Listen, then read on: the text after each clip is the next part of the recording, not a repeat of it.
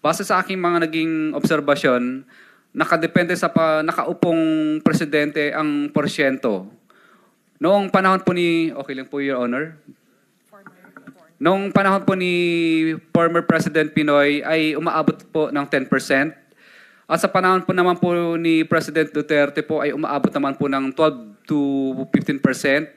Subalit ngayong panahon po ng mahal na presidente ay umaabot na sa 25 to 30% ang total ng porsyento ng proyekto ang hinihingi ng mga congressman gamit ang kanilang mga tao o tinatawag na bagman. At ito ang pinakamataas na hinihingi sa lahat ng mga contractor sa Pilipinas, sa aming mga contractor po. Kung hindi kami susunod sa ganitong gawain, ay bibigyan nila ng problema ang project namin gaya ng mutual termination at right-of-way problems.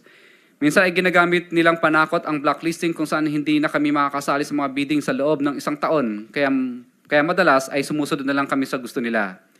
Ilan sa mga nakausap namin sa bawat distrito ay example lang po ito.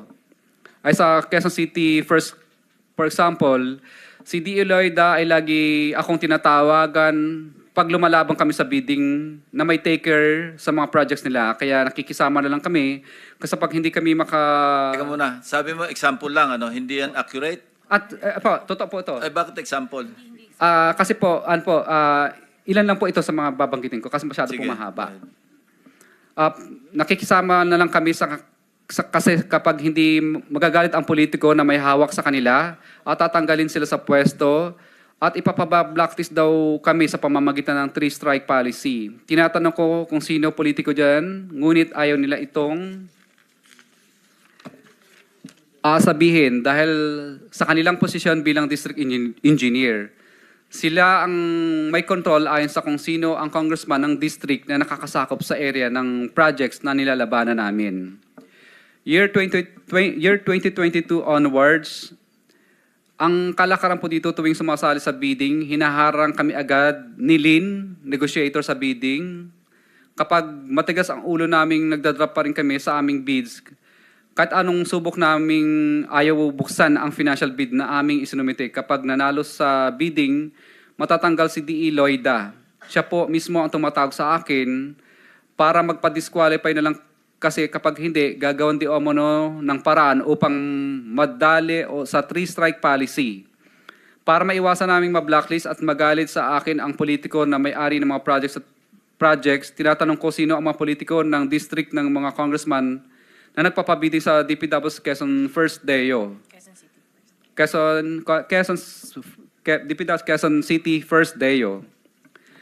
Sa DPW's Quezon City Second Deo naman, ganun din ang bidding dito sa panahon ni D.E. De Buenadera, year 2022 onwards, na sinundan naman ni D.E. Protesta, wala din masyadong bidding. Kasi kapag sumasali kami, disqualified agad at papakiusapan ka ng negotiator na umatras kasi may taker na rin mga politiko dito. Kung kanino galing ang projects. Gaya ng Quezon City First Deo, three-strike policy din ang panakot nila at magagalit daw di umano ang mga politiko sa DE kapag nanalo kami at tatanggalin sila sa pwesto. Ang congressman sa lugar na ito ay magagalit sa amin at papahirapan kami sa implementation ng proyekto kapag ito ay na-award sa amin. Kaya napipilitan kami minsan umatras dahil sa matinding pressure at pakiusap ng DE at negotiator. Minsan kapag hindi pa rin maayos mga taon na ng congressman ang tumatawag at kumakausap sa amin kapag ayaw pa rin naming umatras. Yun po. Anyway, pattern na establish mo yung pattern. Secretary Bonoan, Joseph Cabral, nabanggit niya since 2012. Andyan na rin kayong dalawa since 2012. Hindi nyo na monitor yung structural systemic, structural. Yung Bulacan First District Engineering Office, tingin ko microcosm lang ito of what's happening in the entire country. 23. Your Honor, this is very revealing that I am hearing now. By the way, Your Honor, I retired in the Department of Public Works and Highways in 2010. And then, 2010. okay, sorry. And I just came back in 2022, Your Honor. So this is very revealing, Your Honor. See, this is the loophole actually of manual bidding. I would not know whether